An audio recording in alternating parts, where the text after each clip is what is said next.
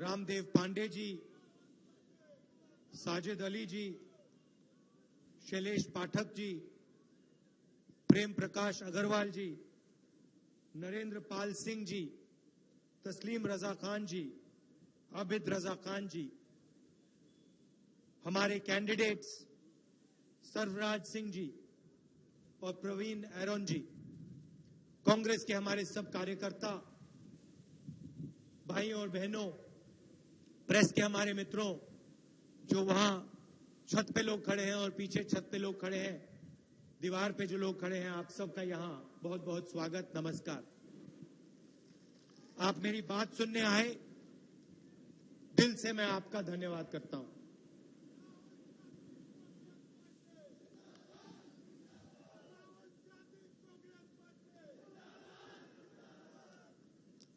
पांच सालों से दिल्ली में नरेंद्र मोदी जी की सरकार और कुछ समय से अब उत्तर प्रदेश में योगी की सरकार, बहुत बड़े वायदे किए थे। हर रैली में नरेंद्र मोदी कहते थे 2 करोड़ युवाओं को मैं रोजगार दूंगा। यहां जाते थे, किसानों से कहते थे देखो सही दाम तुम्हें सिर्फ मैं दे सकता हूं, कर्जा माफ सिर्फ मैं करके दिखाऊंगा। देश की जनता से कहा हर बैंक अकाउंट में मैं 15 लाख रुपए डाल के दिखा दूंगा। 5 साल हुए, नारा चलता था। सुनिए भैया, 5 साल पहले नारा चलता था अच्छे दिन आएंगे। 5 साल बाद नारा चला है चौकीदार।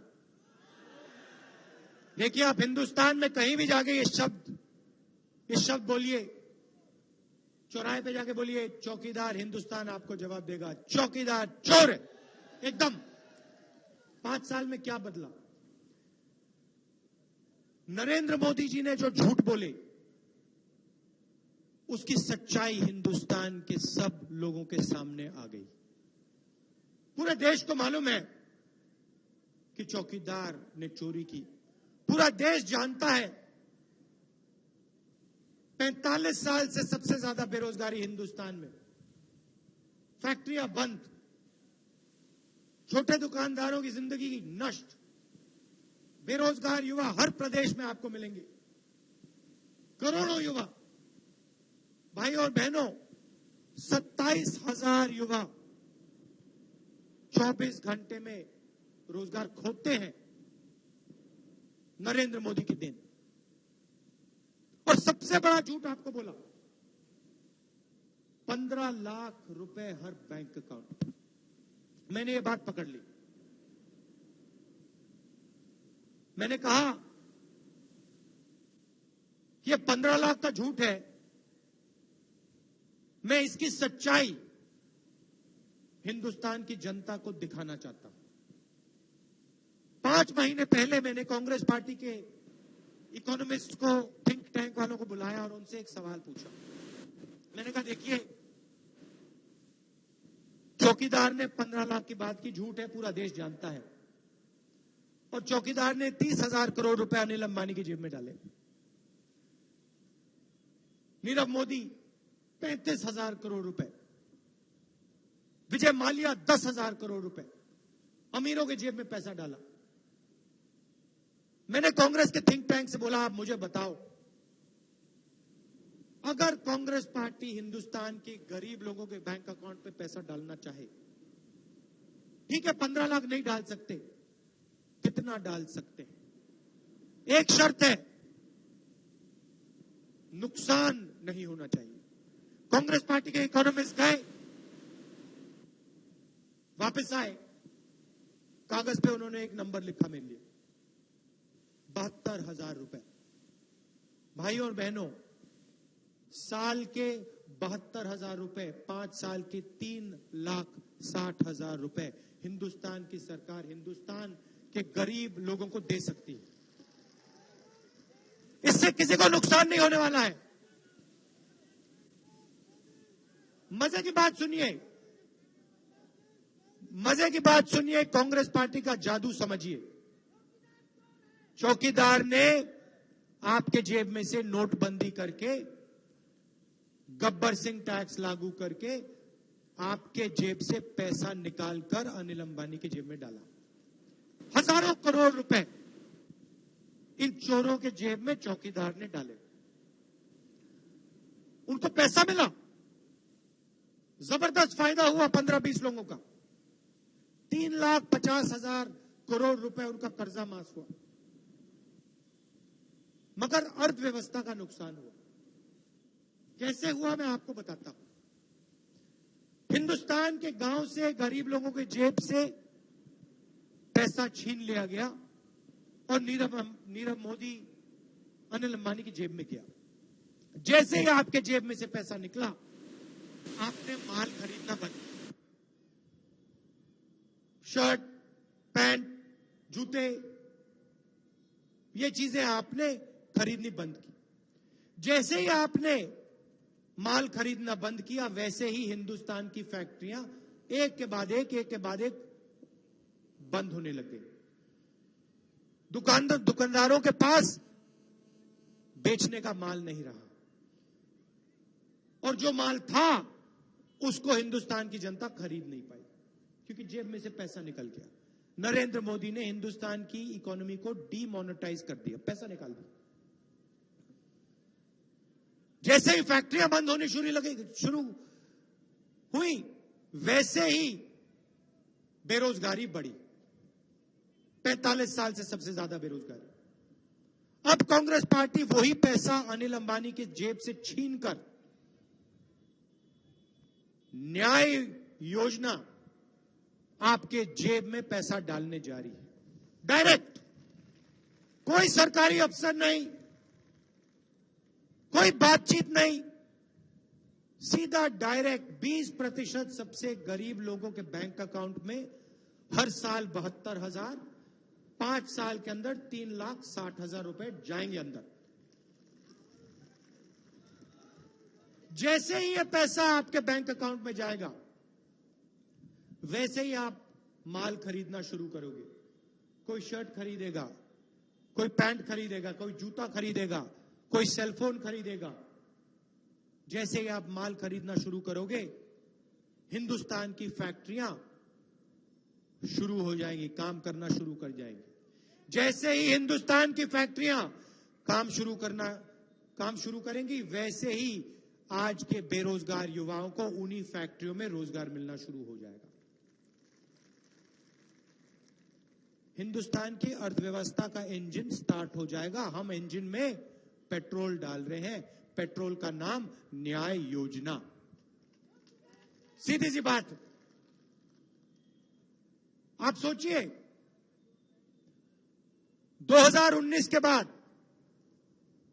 इस देश में 12,000 रुपए प्रति महीना की आमदनी का कोई भी हो, उसके बैंक अकाउंट में 72,000 रुपए जाने वाले हैं। नरेंद्र मोदी जी पूछते पैसा कहां से आएगा? मध्य प्रदेश, छत्तीसगढ़, राजस्थान में हमने कर्जा माफी की। मैंने चुनाव में बोला, हम किसानों का कर्जा माफ करने जा रहे हैं। कुछ भी हो जाए, आसमान फट जाए, किसानों का कर्जा माफ होगा। नरेंद्र मोदी कहते हैं कैसे होगा? पैसा ही नहीं है, कैसे होगा? भाषणों में बोला, कांग्रेस पार्टी झूठ बोल रही है। भाई और बहनों, मध्य प्रदेश, राजस्थान, छत्तीसगढ़, चुनाव खत्म हुआ, 10 दिन नहीं लगे, 2 दिन में हर किसान का कर्जा माफ हो गया। 72,000 करोड़ रुपए हमने हिंदुस्तान के किसान का कर्जा माफ किया था। यूपीए की सरकार थी। यह फर्क है हम में और उनमें। नरेंद्र मोदी को मैं बताता हूं पैसा कहां से आएगा। नरेंद्र मोदी जी, पैसा आपके मित्र अनिल अंबानी के जेब से आएगा। उसको आपने जेल में नहीं डाला, नीरव मोदी को जेल में नहीं डाला, मेहुल चोकसी को जेल में नहीं डाला, विजय माल्या बाहर घूम रहा है। लाखों करोड़ रुपए इन्होंने हिंदुस्तान के बैंक से कर्जा लिया, वापस नहीं दिया, इनको आप भागने देते हो, इनसे पैसा क्यों नहीं लेते हो? मगर अगर हिंदुस्तान का कोई भी किसान 20,000 रुपए कर्जा ले, 20,000 रुपए कर्जा ले, वापस ना दे, नरेंद्र मोदी की सरकार उसको जेल में डाल देती है। हमें न्याय चाहिए। अगर अनिल अंबानी जेल नहीं जाएगा तो हिंदुस्तान का किसान जेल नहीं जाएगा। और अगर आप हिंदुस्तान के किसान को जेल में डालना चाहते हैं तो पहले अनिल अंबानी, नीरव मोदी, विजय माल्या को जेल में डालिए, फिर बात कीजिए हमसे। सही बात है ना? बिल्कुल सही बात है। तो हमने अपने मैनिफेस्टो में लिख दिया है, भाइयों और बहनों, 2019 के चुनाव के बाद कांग्रेस पार्टी की सरकार बनेगी और जैसे ही कांग्रेस पार्टी की सरकार बनेगी हम कानून बदल देंगे। हिंदुस्तान का कोई, अच्छी तरह सुनिए, ऐतिहासिक निर्णय है। यूपी के किसान अच्छी तरह सुनिए, जैसे ही हमारी सरकार बनेगी हिंदुस्तान का कोई भी किसान कर्ज ना लौटाने के कारण जेल में नहीं डाला जा सकेगा। आप हिंदुस्तान के किसान को जेल में डालना चाहते हो, पहले अनिल अंबानी को डालो, पहले उन चोरों को अंदर करो, फिर किसानों की बात करो। दो हिंदुस्तान नहीं चाहिए हमें, एक हिंदुस्तान चाहिए, उसमें सबको न्याय मिलना चाहिए। दो हिंदुस्तान नहीं बनेंगे। नरेंद्र मोदी रोजगार की बात करते हैं, जहां जाते हैं रोजगार की बात करते हैं। 2 करोड़ युवाओं को हर साल रोजगार दूंगा। चौकीदार ने यहां किसी को रोजगार दिया? कोई एक युवा है यहां पे जो हाथ उठा के कह सकता है, हां चौकीदार ने मुझे रोजगार दिया? चोर ने मुझे रोजगार दिया, कोई कह सकता है यहां पे? अच्छा, एक और बात मुझे समझाइए, एक और बात मुझे समझाइए। आपने देखा कि कांग्रेस पार्टी नरेंद्र मोदी के खिलाफ लड़ी, आपने देखा कि कांग्रेस पार्टी ने नारा दिया चौकीदार, और जनता ने जवाब दिया चोर है।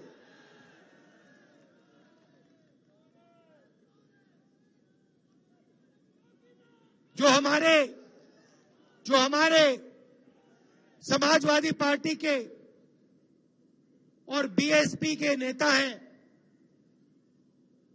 उनके मुंह से आपने ये कभी शब्द सुना कि चौकीदार चोर है? कभी बोला? क्यों नहीं बोला? क्यों नहीं? क्योंकि वो नरेंद्र मोदी जी से डरते हैं। उनकी हिस्ट्री है, नरेंद्र मोदी जी के हाथ में सीबीआई है, इन्फोर्समेंट डायरेक्टरेट है, बीएसपी और समाजवादी की चाबी है। हम दिल खोलकर बोलते हैं, हम किसी से नहीं डरते।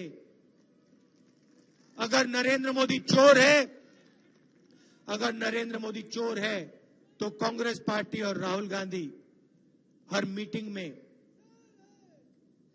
दिल खोलकर बोलेगा चौकीदार चोर है। अच्छा, रोजगार की बात, नरेंद्र मोदी ने कहा 2 करोड़ युवाओं को रोजगार, किसी को रोजगार नहीं दिया। मैं आपको साफ बताता हूं, मैं झूठ नहीं बोलने आया हूं। मैं 15 लाख की बात नहीं करूंगा, 3,60,000 रुपए की बात करूंगा। मैं 2 करोड़ युवाओं को रोजगार देने की बात नहीं करूंगा, मगर मैं आपको यह बताऊंगा कि हिंदुस्तान की सरकार में 22 लाख खाली नौकरियां हैं। 1 साल के अंदर कांग्रेस पार्टी उन 22 लाख नौकरियों को भर के आपको दे देगी। 10 लाख युवाओं को पंचायतों में रोजगार दिया जा सकता है। मैं झूठ नहीं बोलूंगा, मैं सच बोलूंगा, 10 लाख युवाओं को पंचायतों में हम रोजगार दिलवा देंगे। और अगर उत्तर प्रदेश का कोई युवा, हमारे कैंडिडेट ने मीटिंग की परमिशन की बात बोली, कहा कि मीटिंग की परमिशन नहीं मिल रही थी, बीजेपी कांग्रेस पार्टी की मीटिंग नहीं करने देना चाहती। मैं आपको परमिशन की बात बताता हूं। यूपी का कोई भी युवा अगर छोटा बिजनेस चालू करना चाहता है, अगर छोटा सा बिजनेस शुरू करना चाहता है, तो उसे सरकारी ऑफिसेज में जाना पड़ता है, डिपार्टमेंट से जाना पड़ता है, अलग अलग डिपार्टमेंट्स में जाना पड़ता है परमिशन के लिए। 15 अलग अलग डिपार्टमेंट से जाके परमिशन लो। हर डिपार्टमेंट आपसे कहेगा भैया परमिशन सब ठीक है, मगर पहले हमें रिश्वत दो। परमिशन के लिए रिश्वत दो। बिना परमिशन उत्तर प्रदेश में, बिना रिश्वत उत्तर प्रदेश में परमिशन नहीं मिल सकती। एक के बाद एक सरकारी डिपार्टमेंट में जाओ, पता लगेगा बिजनेस खोलने के पहले आपका पूरा का पूरा पैसा परमिशन लेने में गायब हो जाता है। मैनिफेस्टो में हमने साफ लिख लिया है 2019 के बाद अगर यूपी का कोई भी युवा छोटा बिजनेस चालू करना चाहता है, रोजगार पैदा करना चाहता है, तो उसे किसी सरकारी डिपार्टमेंट से कोई परमिशन लेने की जरूरत नहीं है। बिना कोई परमिशन उत्तर प्रदेश का युवा 3 साल के लिए अपना बिजनेस चला सकता है। और जब उसका बिजनेस मजबूत हो जाएगा, जब उसके पास 20, 30, 40 लोग काम करेंगे, तो 3 साल बाद आप जाके परमिशन लीजिए, मगर उससे पहले आपको कोई परमिशन लेने की जरूरत नहीं। हम उत्तर प्रदेश के युवाओं को मदद करना चाहते हैं, और जो भी उत्तर प्रदेश में रोजगार पैदा करेगा, हिंदुस्तान के बैंक उसको लोन देंगे। अनिल अंबानी को नहीं, नीरव मोदी को नहीं, मेहुल चौकसी को नहीं, विजय माल्या को नहीं, उत्तर प्रदेश के युवा के बैंक अकाउंट में बैंक का पैसा जाएगा। और जो ज्यादा रोजगार पैदा करेगा उसको हम ज्यादा पैसा देंगे। आपने देखा होगा नरेंद्र मोदी बड़े भाषण कर रहे हैं, नेशनल सिक्योरिटी बात करते हैं, देशभक्ति की बात करते हैं। नेशनल सिक्योरिटी का सबसे बड़ा मुद्दा बेरोजगारी है। नरेंद्र मोदी बेरोजगारी की बात क्यों नहीं करता?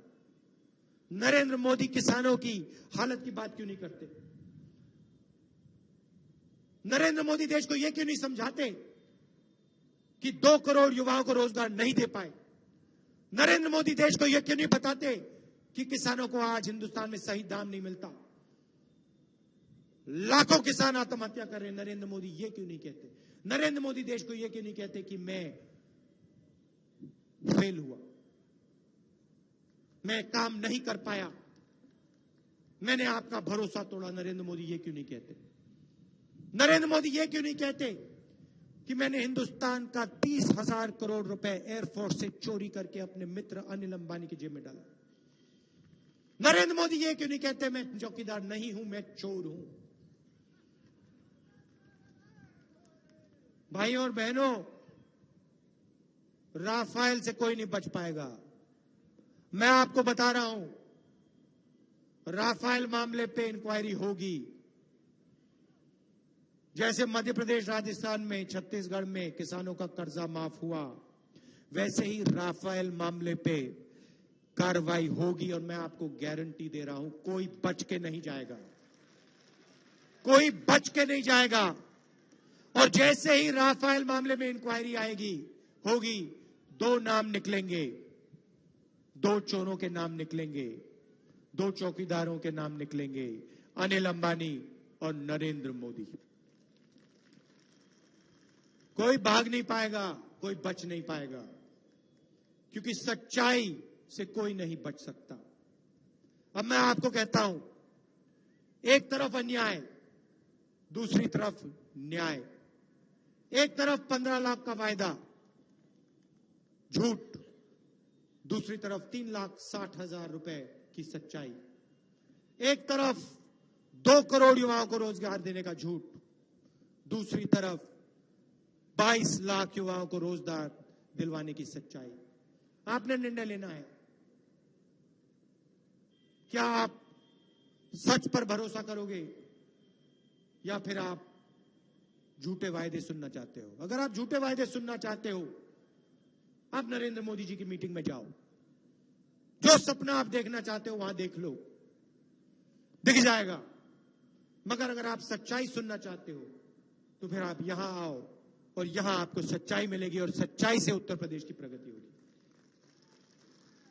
अंत में मैं आपसे एक और बात बोलना चाहता हूं। देखिए, डीएसपी, एसपी, बीजेपी ने उत्तर प्रदेश का बहुत नुकसान किया है, जबरदस्त नुकसान किया है।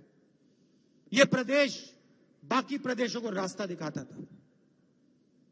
बाकी प्रदेश उत्तर प्रदेश की ओर देखते थे, कहते थे उत्तर प्रदेश क्या कर रहा है, और इन तीन पार्टियों ने इस प्रदेश को बर्बाद किया है।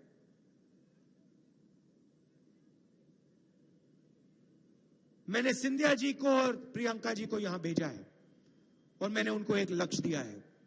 मैंने उनसे कहा है, देखिए, उत्तर प्रदेश में कांग्रेस पार्टी की विचारधारा, कांग्रेस पार्टी की सरकार बनानी है और यह काम हम पूरा करके आपको दिखाएंगे। और हम आपको ऐसी सरकार देंगे उत्तर प्रदेश में, ऐसी सरकार देंगे कि पूरा देश उत्तर प्रदेश की ओर देख के कहेगा, हां, हमें ऐसी सरकार चाहिए। आप सबका दिल से बहुत बहुत धन्यवाद। हमारे कैंडिडेट्स को आप यहां जिताइए, इनको वोट दीजिए, लोकसभा भेजिए। दिल से बहुत बहुत धन्यवाद। नमस्कार, जय हिंद।